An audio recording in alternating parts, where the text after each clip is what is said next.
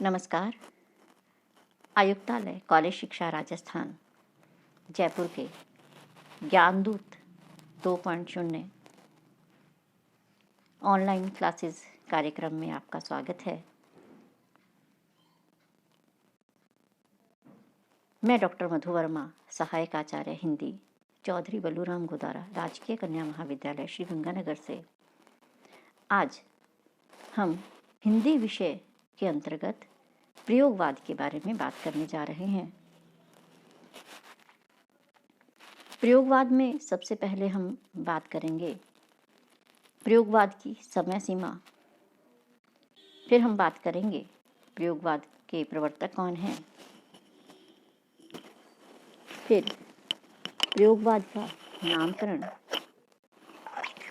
प्रयोगवाद की विशेषताएं और तत्पश्चात प्रयोगवादी कवि जो तार सप्तक में प्रकाशित हुए, तो हम तार सप्तक के बारे में बात करेंगे। सबसे पहले हम बात करते हैं प्रयोगवाद की समय सीमा। प्रयोगवाद का आरंभ 1943 से और अंत 1954 से माना जाता है। प्रयोगवाद का आरंभ 1943 से मानने का कारण ये है कि 1943 में अगे के संपादन में तार सप्तक नामक पत्रिका का प्रकाशन हुआ। 1943 में अगे के संपादन में तार सप्तक नामक पत्रिका का संपादन हुआ, जिसमें अगे सहित 7 कवि थे। इस पत्रिका के प्रकाशन के साथ ही हिंदी में प्रयोगवाद का आरंभ होता है और इस प्रयोगवादी कविता का अंत या अवसान 1954 से माना जाता है, क्योंकि 1954 में नई कविता पत्रिका के प्रकाशन के साथ हिंदी कविता में नई कविता का आरंभ होता है और इसी के साथ प्रयोगवाद का अंत होता है। अब हम बात करते हैं प्रयोगवाद के प्रवर्तक।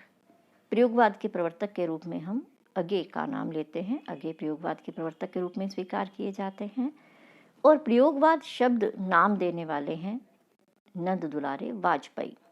नंद दुलारे वाजपेयी ने तार सप्तक में प्रकाशित इन कवियों की कविता को प्रयोगवाद का नाम दिया।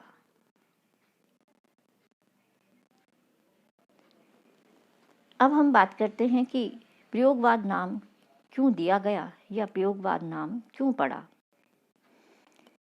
जैसा कि हमने बात की, सन 1943 में तार सप्तक नामक पत्रिका प्रकाशित हुई, जिसका संपादन अगे ने किया। अगे द्वारा संपादित इस तार सप्तक में अगे सहित 7 कवियों को लिया गया था। अगे ने तार सप्तक की भूमिका में स्वयं कहा, हम नए राहों के अन्वेषी हैं, हम नए प्रयोग कर रहे हैं। उन्होंने भूमिका में ही प्रयोग शब्द का इतनी बार प्रयोग किया कि तार सप्तक के कवियों को ही प्रयोगवादी कवि कहा गया। तो इस तरह से हम देखते हैं कि तार सप्तक की भूमिका में प्रयोग शब्द का प्रयोग करने के कारण तार सप्तक के कवियों की कविता को ही प्रयोगवादी कविता कहा गया और इन कवियों को प्रयोगवादी कवि। तो इस तरह से, हालांकि बाद में अगे ने इस नाम के प्रति आपत्ति भी की, परंतु यह नाम स्थापित हो गया और तार सप्तक के कवियों को प्रयोगवादी कवि कहा जाने लगा। अब हम बात करते हैं प्रयोगवादी कविता की या प्रयोगवाद की विशेषताओं की।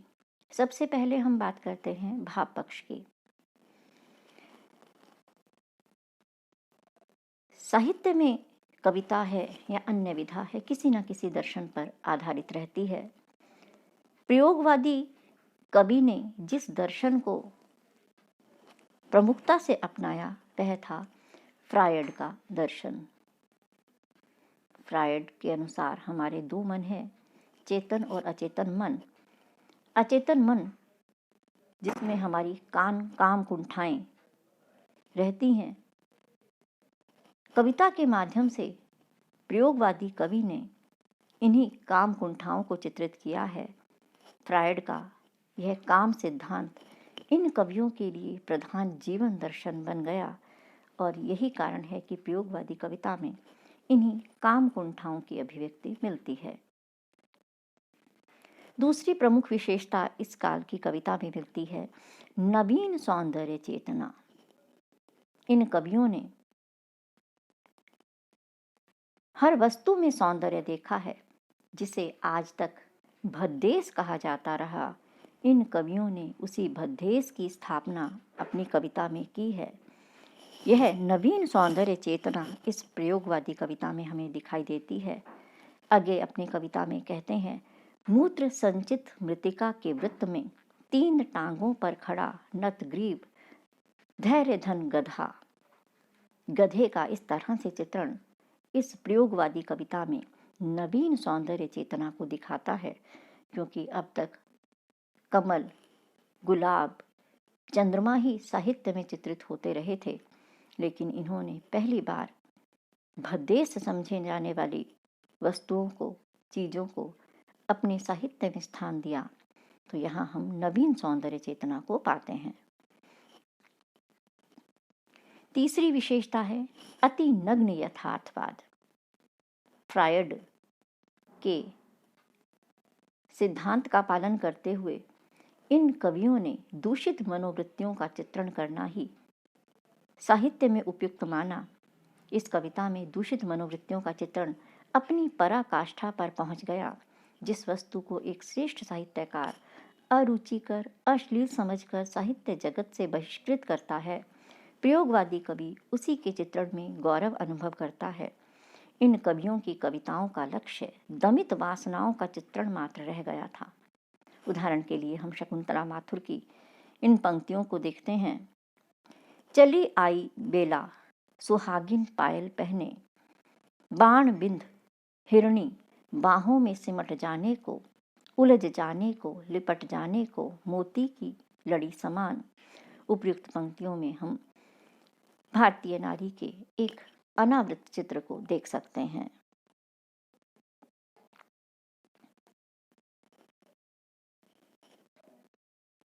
घोर अहम निष्ठ व्यक्तिवाद। कविता में सामाजिक भावनाएं, व्यक्तिक भावनाएं चित्रित होती रही हैं, लेकिन प्रयोगवादी कवि घोर अहम निष्ठ व्यक्तिवादी हो गया है। प्रयोगवादी कवि इस प्रकार अहमनिष्ठ हो गया है कि सामूहिक जीवन से वह किसी प्रकार संबंधित नहीं है। वैयक्तिकता की अनुभूति प्रयोगवादी कविताओं की प्रमुख विशेषता है।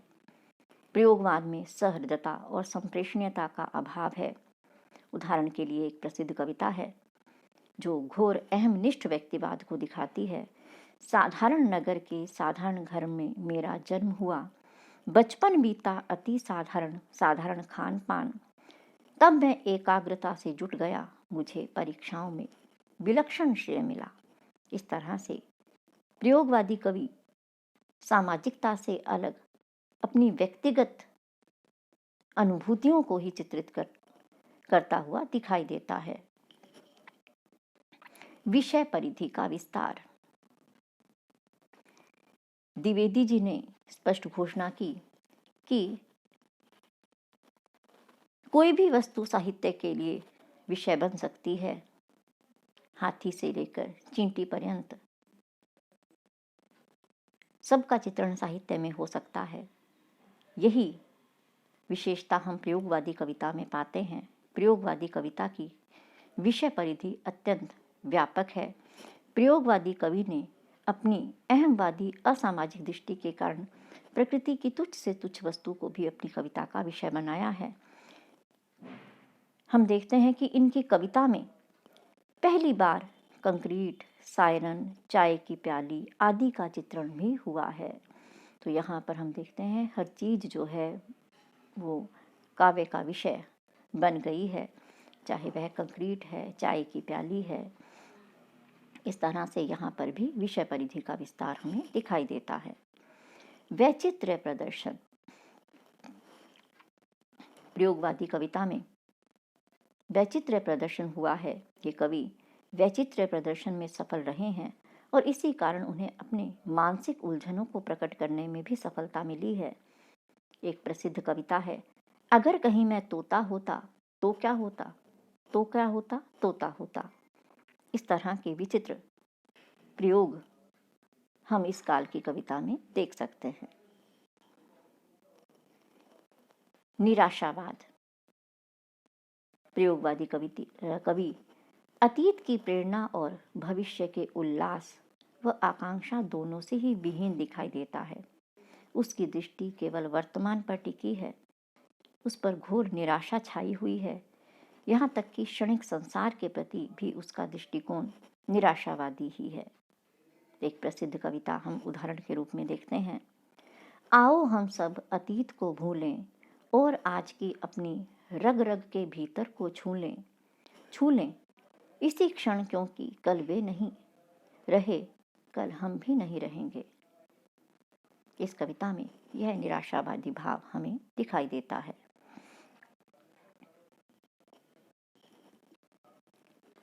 सामाजिक एवं राजनीतिक विद्रूपता के प्रति व्यंग्य यहाँ पर मिलता है। प्रयोगवादी कविता में जीवन का व्यंग्यपूर्ण चित्रण है। अगे ने नई सभ्यता से प्रभावित सामाजिक जीवन की विद्रूपता पर प्रहार किया है। व्यंग्य के इस चित्रण में इन कवियों का ध्यान दफ्तर के कलरकों ने विशेष रूप से आकर्षित किया। ऐसा ही एक व्यंग्यपूर्ण चित्र यहाँ पर दिखाई देता है। सवेरे सांझ चाय पीता है, डालडा खा खुशी से जीता है, कौन जाने शरीर में क्या है, दिल खाली दिमाग रीता है। सामाजिक और राजनीतिक व्यंग्य यहाँ पर हम देख सकते हैं।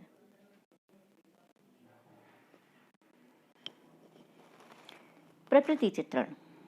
हम जानते हैं आदिकाल से प्रकृति किसी न किसी रूप में कवि का वर्ण्य विषय रही है। इन प्रयोगवादी कवियों ने भी प्रकृति का चित्रण किया है, लेकिन वह चित्रण परंपरा से भिन्न इनके अहम से पोषित अधिक है। इनके प्रकृति चित्रण में साम्य की अपेक्षा वैषम्य अधिक मिलता है। ये कवि प्रकृति को एक अलग ही रूप में चित्रित करते हैं। बादल चले आ रहे हैं संध्या के लोटे मैले से, जैसे राही थके हुए।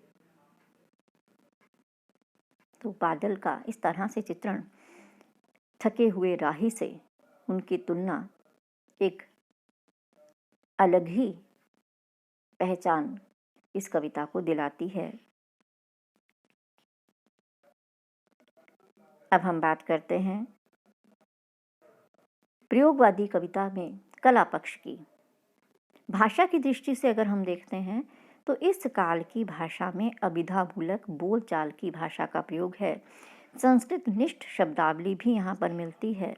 भाषा में कहीं कहीं अच्छे तो कहीं कहीं विलक्षण प्रयोग भी दिखाई देते हैं। उदाहरण के लिए हम देखते हैं, शक्ति दो बल दो हे पिता, जब दुख के बोझ से मन थक जाए। तो इस तरह से साधारण बोलचाल की अभिधामूलक भाषा में ये कवि अपनी अभिव्यक्ति करते हैं। अलंकारों में परंपरागत रूप से उपमा, रूपक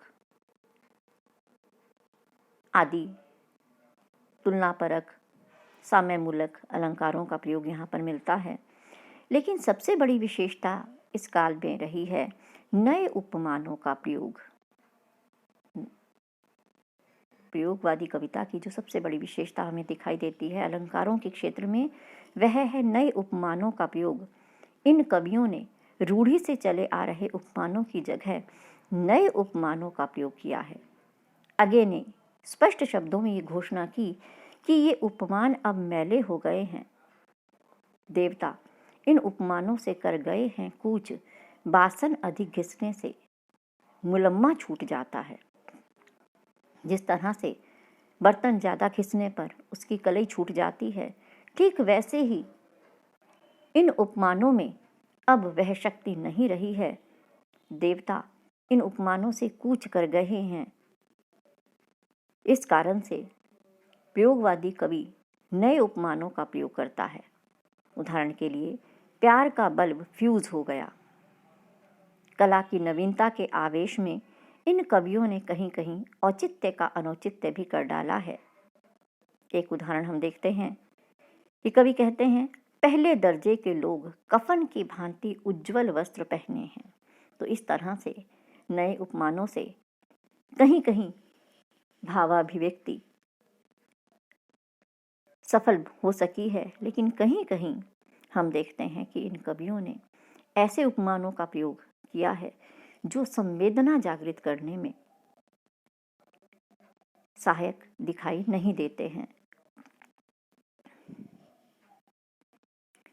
छंदों की दृष्टि से अगर हम देखते हैं इस कविता को, तो मुक्त छंद का प्रयोग इन कवियों ने अधिकता से किया है। कहीं कहीं लोकगीतों के आधार पर भी कविता रची गई है।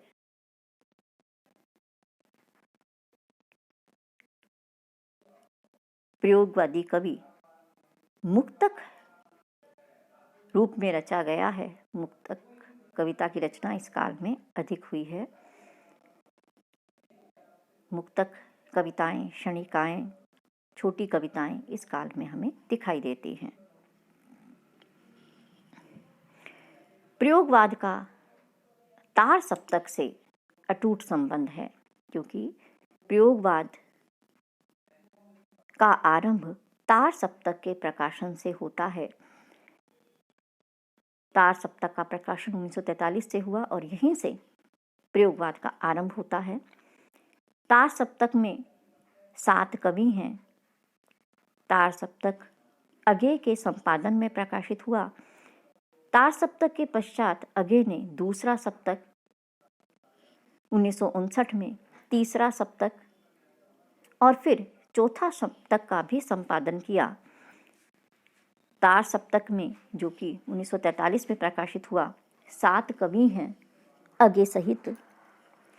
इस तार सप्तक में हम देखते हैं अगे गजानन माधव मुक्तिबोध, नेमी चंद्र जैन, भारत भूषण अग्रवाल, प्रभाकर माचवे, गिरजा कुमार माथुर और रामविलास शर्मा हैं।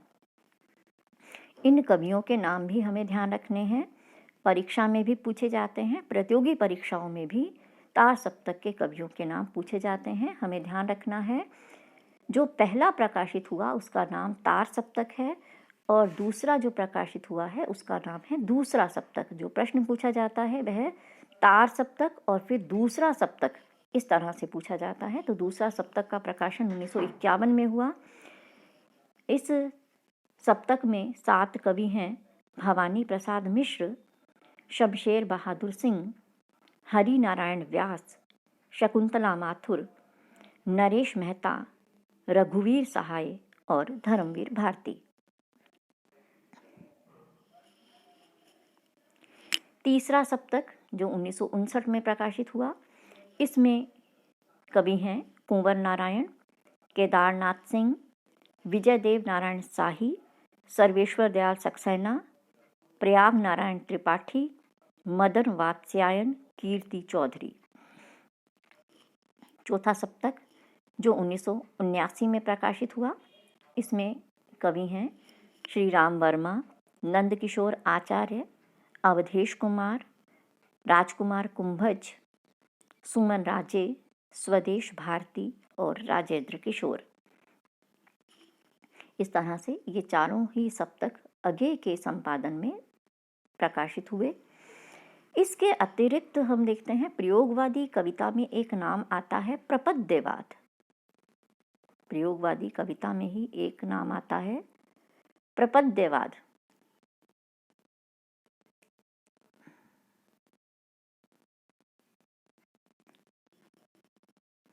प्रपद्यवाद जो है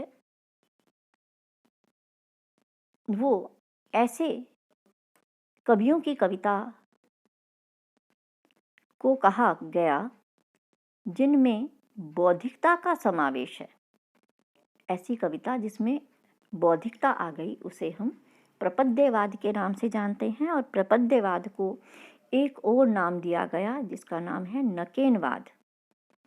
जिसका नाम है नकेनवाद। नकेनवाद 3 कवियों के नामों के आधार पर है। न नलिन विलोचन शर्मा, के केसरी नारायण और न नरेश मेहता। तो इस तरह से प्रपद्यवाद या नकेनवादी कविता प्रयोगवाद में ही ऐसे कवि जिन्होंने बौद्धिकता का सहारा लेते हुए कविता रची, उन्हें प्रपद्यवादी या फिर नकेनवादी कवि कहा जाता है।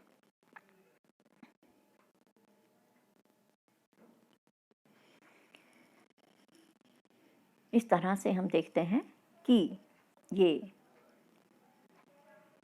जो प्रयोगवादी कविता है वह सन 1943 से लेकर के 1954 तक रही। इसके बाद हिंदी साहित्य में नई कविता का आगमन होता है। नमस्कार।